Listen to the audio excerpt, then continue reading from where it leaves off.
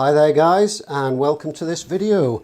There's going to be no beating around the bush and no sort of teasy packaging shots for this one. We're just going to jump straight into this because I'm super excited about this one.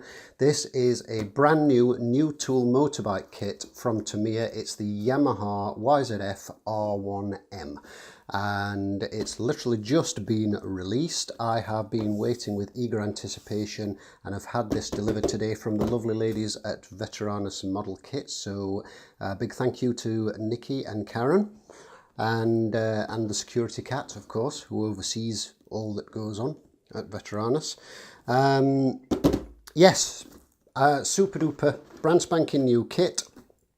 Some box shots just here. We've got nice box art on the front, which is replicated on the ends, and then on the larger side pieces we've got front and side view plans, one side with the see-through fairings and the other side with solid. The other side wouldn't, the lower side would normally show colour variations. Opening the box, let's take the lid off.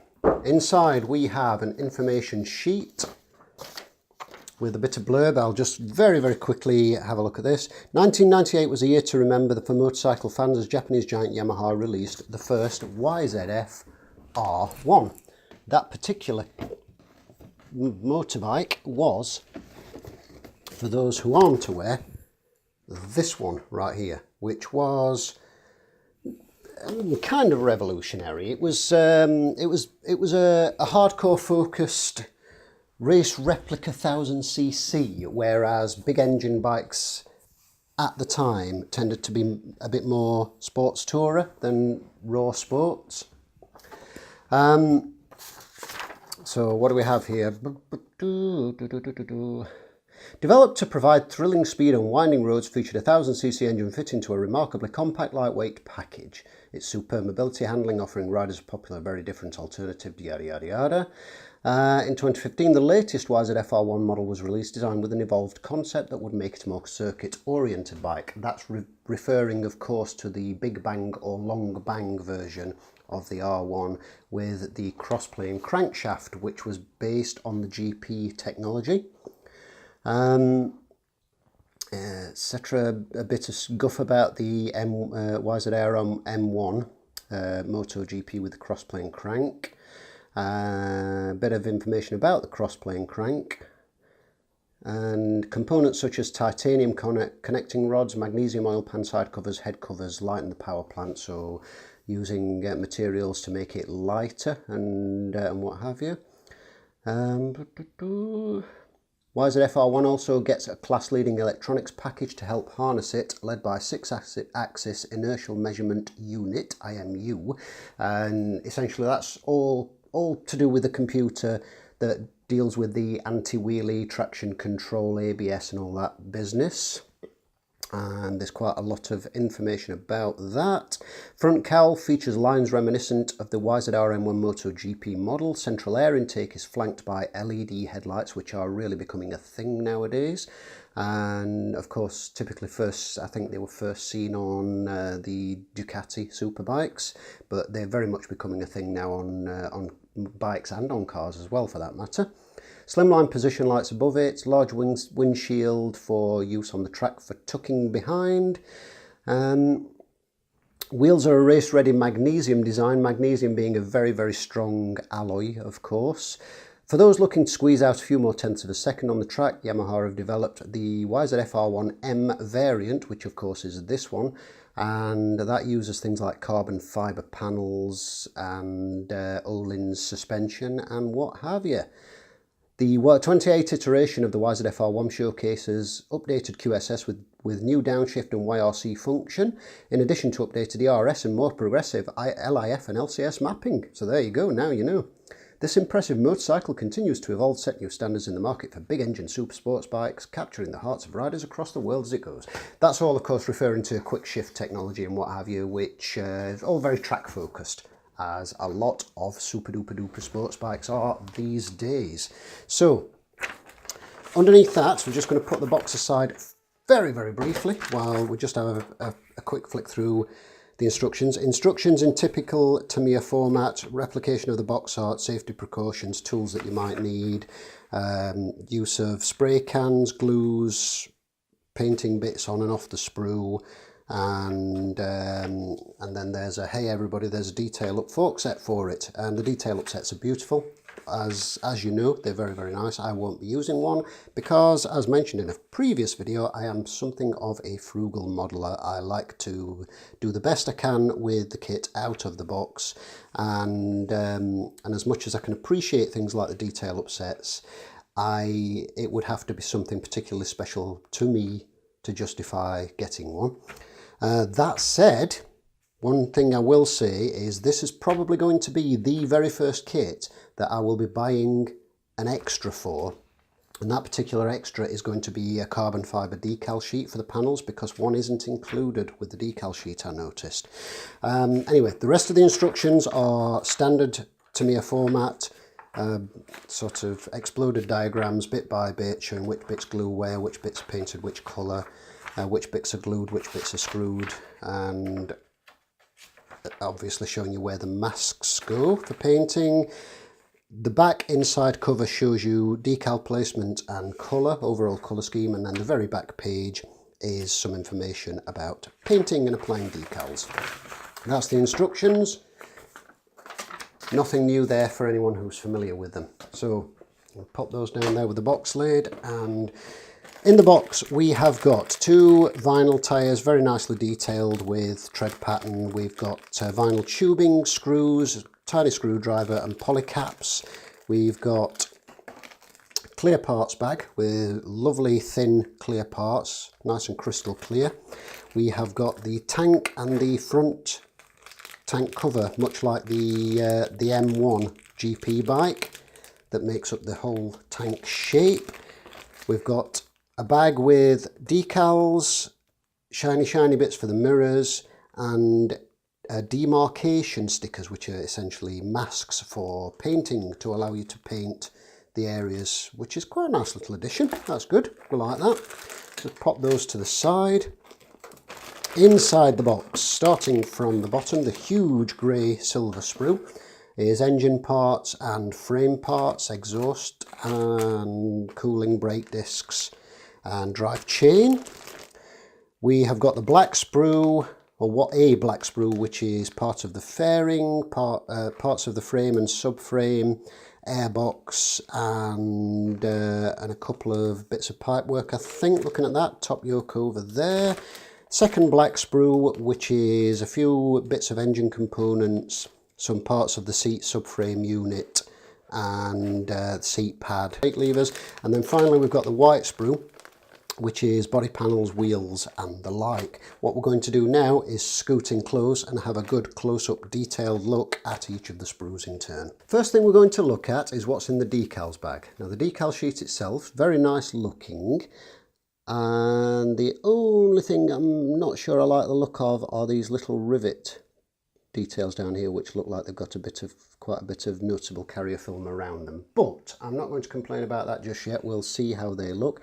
But the blue decals are really nice, a beautiful shade of blue. And I think I might, looking at the shade of blue, I think I might have to get one of the TS spray cans to decant, because it's a sort of metallic-y blue. We'll have to see. We'll have to see on that one. Maybe. Well, I don't know, we'll just have to see how that goes. Anyway, the decals themselves look quite nice. They aren't, or they're not labelled, they're just labelled Tamiya, so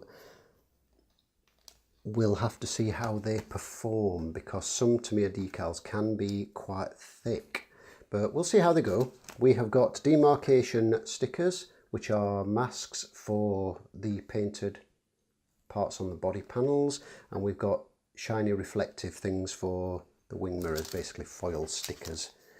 And I'm just going to pop those back in there, and we'll put this aside. The clear parts, and I'm going to open this and take them out because I'm a rebel and that's how I roll. And most people, when they do the reviews, is they kind of, I'm not taking them out of the thing because they might get scratched, but hey, I'm going to be building it anyway, so we'll take them out and I can always put them back in the bag. So the clear parts, as you can see, are really, really nice. They've got excellent clarity. The windshield is very, very thin, beautiful clarity, and I like it. I like it a lot. Really, really nice detail. Not much else to say about those, apart from they are very nice indeed. I'm just going to have a quick look, however, on the tyres, and yep, we have actually got branded tyres, Bridgestone Batlax, which is nice. So we've got branded tyres, which for some strange reason the Panigale didn't have. It had the tread pattern, but not the branding on the sidewalls. But that's your regular thing: your tyres, screwdrivers, screws, vinyl tube, and polycaps. So nothing special in there. And first of the sprues we have, or first of the plastic parts, we've got the fuel tank and the fuel tank front section. Let's go ahead and open this. That's quite nice actually, that they've bagged both of these parts separately, so there's one inside a bag inside the other. And the fit of these, have a quick look, is absolutely perfect. Look at that, it's beautiful. Very, very nice moulding, very crisp, very well detailed. I'm going to scoot in nice and close for you so that you can see this. So as you can see down there, that's the tank section. Beautiful, crisp moulding, lovely, lovely detail. I suspect this kit should pretty much fall together, much like the Panigale kit does. So lovely, lovely detail, really, really nice. And that's going to require very little cleanup. So we're going to start with the silver grey sprue up close, and starting in this top left corner at the front, we've got the radiator oil cooler, side stand. Moving across, we've got engine components, the sump, the rocker cover, and then all the sections that make up the inline 4-cylinder engine. Back to the lower left, we've got the front fork assembly. This is all very nicely detailed, even the calipers with their indentations, like if you're familiar with the Yamaha, the famous sort of Yamaha R1 blue spot calipers.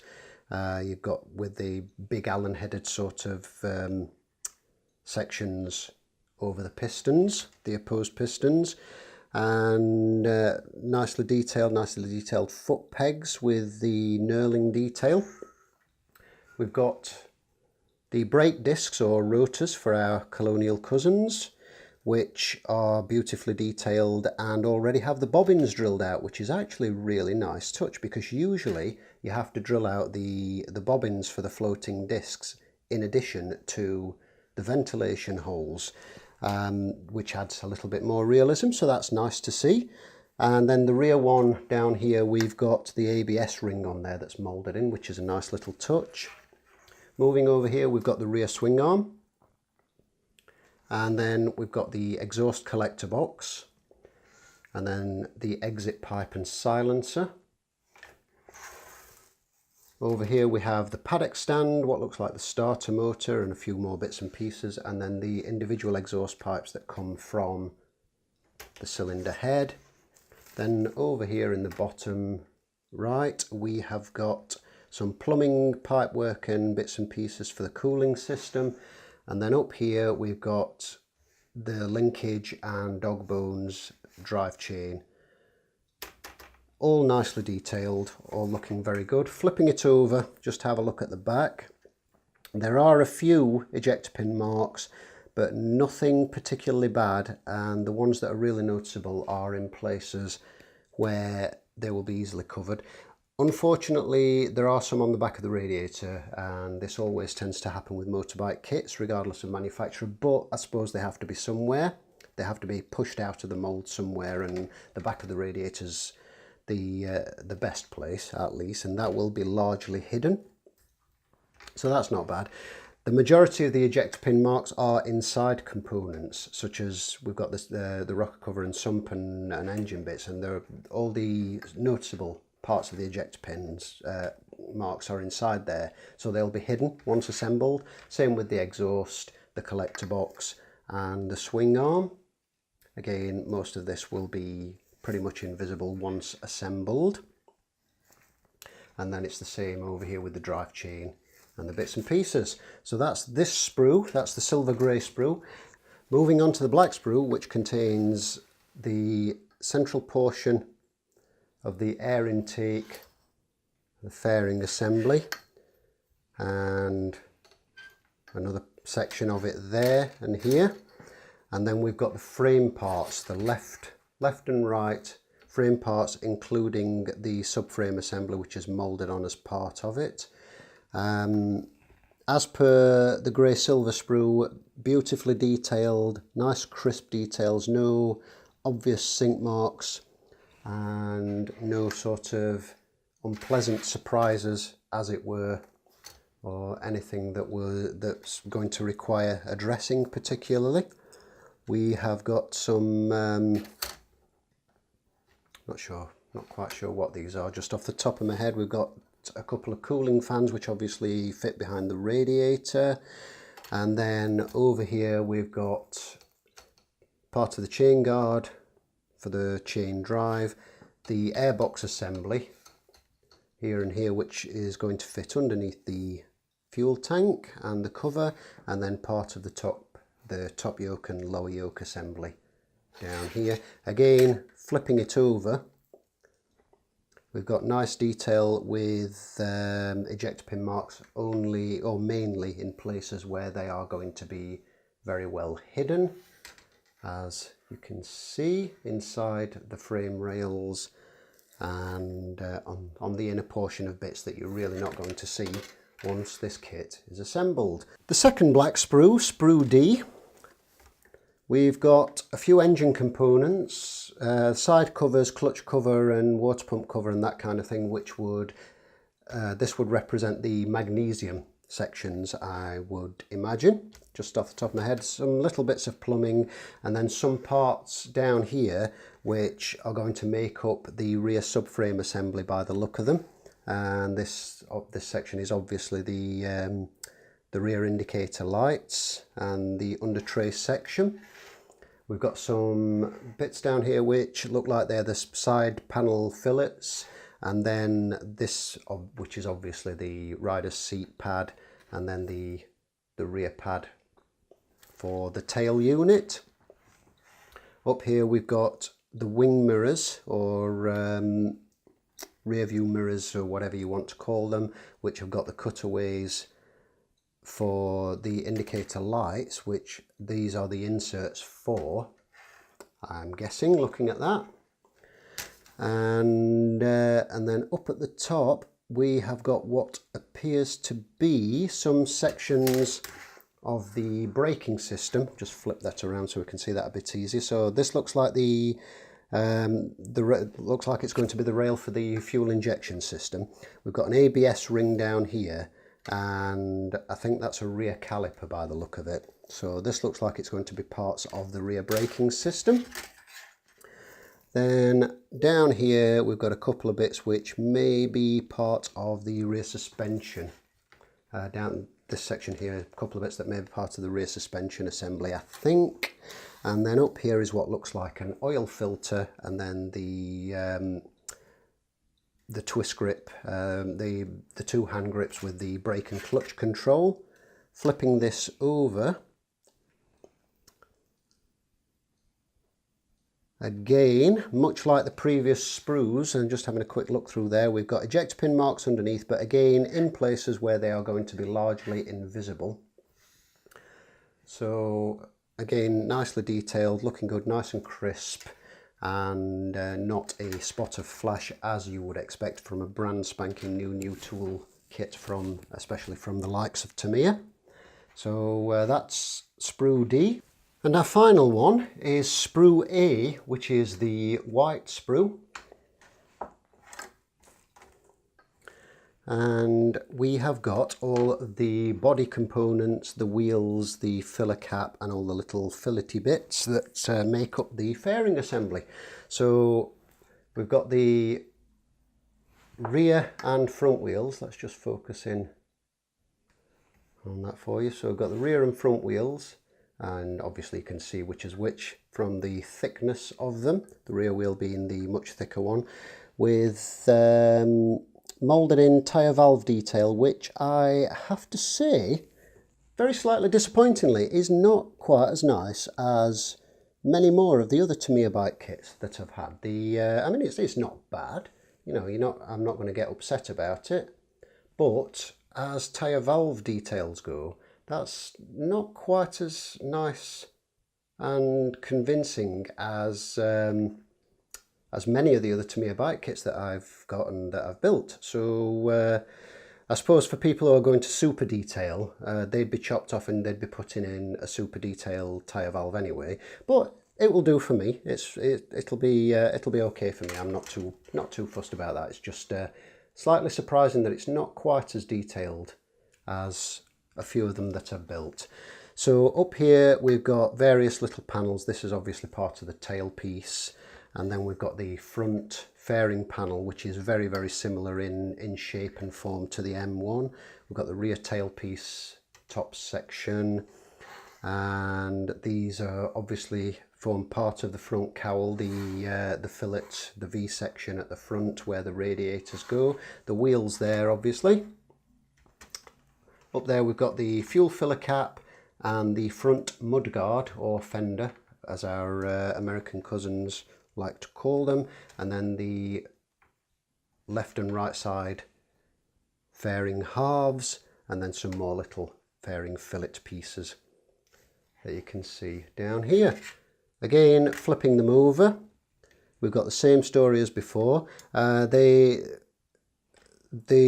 These fairing panels are always a bit tricky with regards to placing the gates of the runners. Is one of those things that the sprue, this big lump here is the sprue.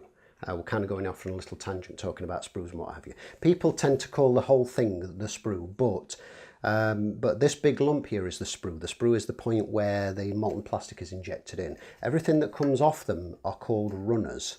So these sections that come off them are called runners, and then these little square lumps that connect to your moulded part are called the gate. The outside detail is superb and crisp and sharp and very, very nice indeed. So that's the final sprue, Sprue A. That's the what's in the box for the Tamiya YZF-R1M brand new toolkit from Tamiya, 1/12 scale Yamaha track focused sports bike, and I can't wait to dive into this and start assembling it. I'm really excited about this. It's nice to get a nice motorbike kit when you've not you know, because they don't seem to.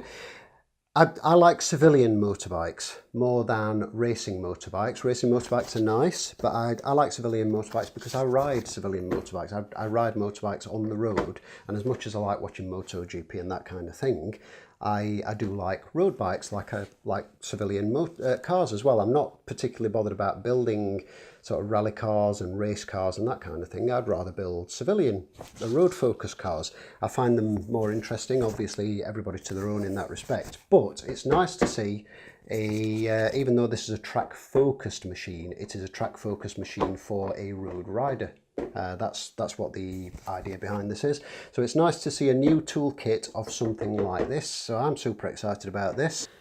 The next step, as ever, is to get the sprues in some warm water with some washing up liquid or dish soap if you are American, and give them a good general clean, scrub with a toothbrush, and rinse them off and leave them to dry in preparation for starting to build and prime.